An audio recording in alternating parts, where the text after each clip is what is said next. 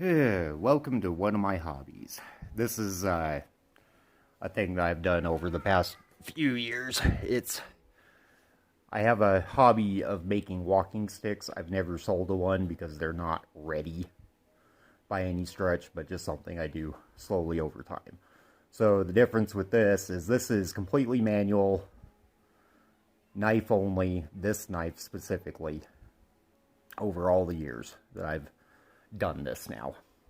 And basically, all I'm doing on this wood is it's already been sanded quite heavily, but it could be used sanding some more. And the idea here is very simple. So this is more of a ASMR thing, and pardon if you'll notice this. This is all I do. Hand smooth. Just go in both directions. And all you're doing is just getting rid of all the notches that you run across. Like, it'll just smooth, and then it'll grab here and there, basically. So, hopefully the sound picks up. But very, very, very smooth over a lot of the work that I've done with it. This has no chemical finishing on it at all. This thing is just been kept in dry closet for years now, honestly. I can't even remember when I picked this up, but on camping trips, what I do is a lot of people, I look for rocks and I look for pieces of sticks.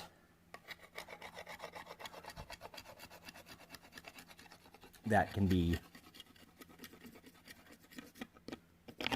sanded down doing this very simple technique. And so basically, this is all I'm going to be doing for this video. Maybe a little bit of talking here and there about this. But yeah, this is actually, it's no different than the old man whittling, but for the purpose of a walking stick, obviously, is the idea behind it. I usually decide on leaving a bunch of the notches at start, but if I don't like how they go, I will knock them off, basically. And I don't know if I'm going to keep, like, this one here or not. Probably not, in all honesty. It's just kind of in the way, but because it wasn't wanting to come off easily, I've just slowly sanded around it, is the idea here. And so you end up going both directions. Very, very simple, easy technique. Doesn't require a lot of strength. And the idea for it is to be grip, smooth, no slivers, no nothing. And I can just feel every indent with my hand here. And it is very, very smooth. So you're getting a sanding action and a smoothing action all in one with just using a knife blade. A lot of this up here has had a lot of work on it. This particular piece is nothing extraordinary. It just is one of the lightest pieces. I can't even tell you. I would want to say this came off of probably a cottonwood or something like that, maybe spruce. I'm not really sure what this came off of, because it was a dead piece of wood when I found it, maybe used as a fire poker or something. But I kept it and just did this usually on camping trips. This is kind of a lot of what I do. I'm like the fire tender and stuff like this. I'm not much of a fisherman or anything. I'm not a big hunter. But I enjoy this quite a lot. It's very relaxing to me.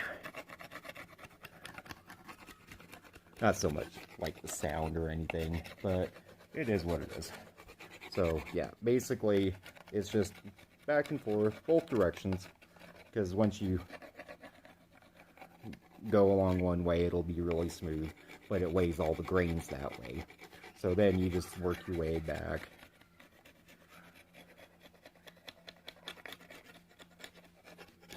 And say we're getting pieces off. You can see from all the sawdust on my black pants here. And so you can hear the less smooth stuff right there. A lot of this is mostly by feel. The sound is just secondary. You can't really judge much of anything by the sound, but it is just nice. And yeah, it takes a little bit of effort, and I'm going to get sawdust all over myself. But that's pretty much old school woodworking in a nutshell. So basically what ends up happening after you get through this phase, like I'm not sure what I'm going to do about this divot here. It'll probably just stay because the wood's in good condition. I don't really need to get in this divot here too much. Like, there's nothing broken in there. It can be sanded along the edges here, just along the main trunk, basically. This is a little bit hard doing it semi-one-handed, so... But yeah, so we'll just go along the edges here. And basically, this may look kind of unsafe, but I'm doing this with such a soft touch, basically, that I am in zero danger at all with what I'm doing, no matter where I'm doing it at, is the idea.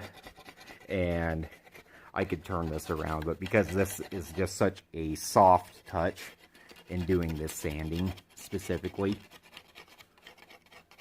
that there's no real worries of any kind of danger at all. So what we'll do here is just hit a divot right there. So we just hit it. We just hit it, hit it, hit it, hit it, hit it, until it decides to smooth out. It's kind of like similar to Bob Ross, I guess. Basically, yep. See, here's another divot right there. So we'll just keep hitting, hit it, until it decides to smooth out. It doesn't require effort. Most of the action comes just from the back and forth, both directions. Yes, this does dull a knife over time, but not as bad as what you'd think. Yeah, let's see. You can hear it catching and whatnot. So, what we do... Oh, we're hitting some right there. You can't see, this is such a tactile thing. You can't see these divots. So you just have to hit them until it decides to smooth out. It's so micro.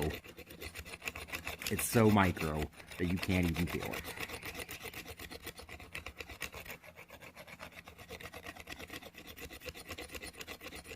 Yep. Let me feel that smoothness right there. Yeah, that's got a good thing. See, it's already well past the point of where it would cause any slivers. So it's mostly just fine-tuning it even more.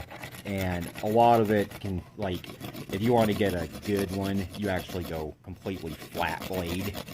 But knives being what they are, they work better at the angle. So you're kind of like doing the sharpening technique, which I really suck at.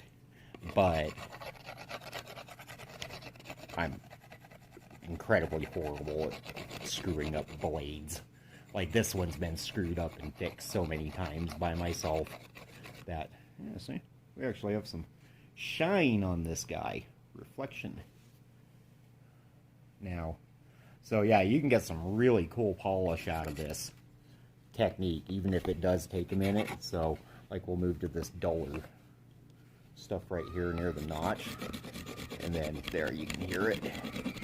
So we'll flatten it out this way real fast. Coming toward you, basically. It's basically like you're just micro shaving it, just like you do with knife sharpening, except it's this time you're like sharpening the wood. So you can hear how flat that sounds now. Like, it's weird. Flatness does have a sound to it. See? And we're now smooth right all along through there, mostly. It's really, really neat, honestly. And then we move to this. Just kind of circle, kind of like roasting. Roasting over a spit, you know. And so the idea with this is to have a crafted walking stick that won't splinter the heck out of your hand, obviously, and also requires almost zero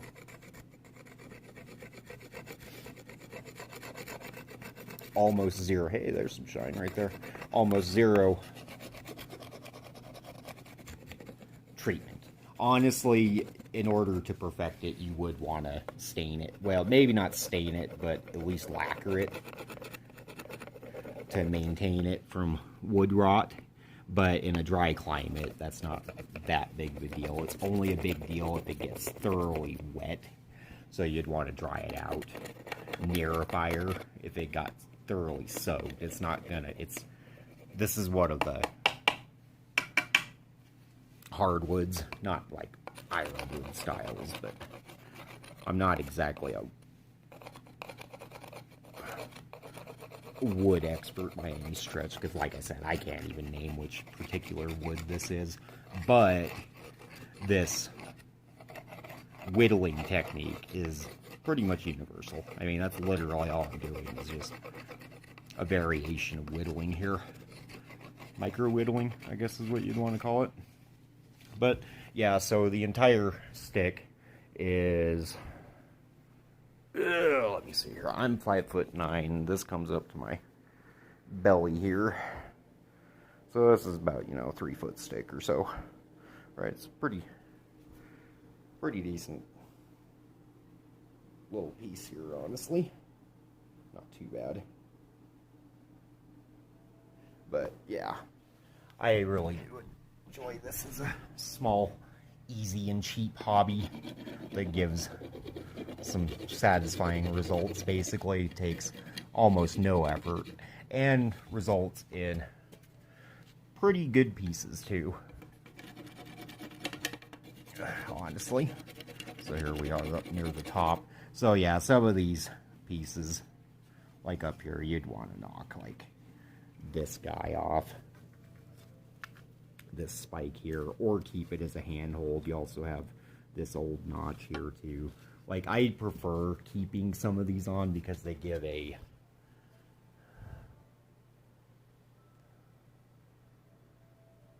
good handhold, basically. But yeah,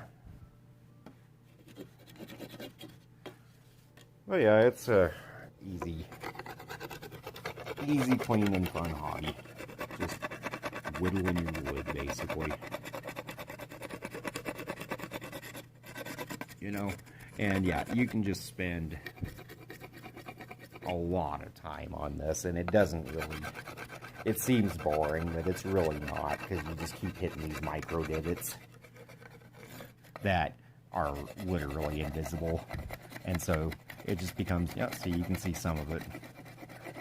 You can see some of it coming off there, actually. Not so much a micro divot. But yeah, it gives it a nice, naturalized sheen to it. Like, it's maybe a little bit more reflective in real eyesight rather than digital camera eyesight here. But yeah, it works out pretty good. And then as long as you get the whole piece,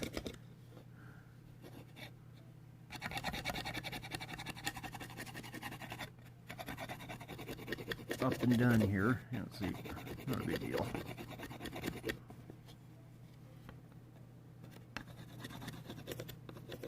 Really easy, something anybody can do. Very low danger unless you're just putting way too much effort into it. Easy to double check your work, like, very easy hobby. I mean, very easy hobby. One that's not bad, and it can produce some really good results.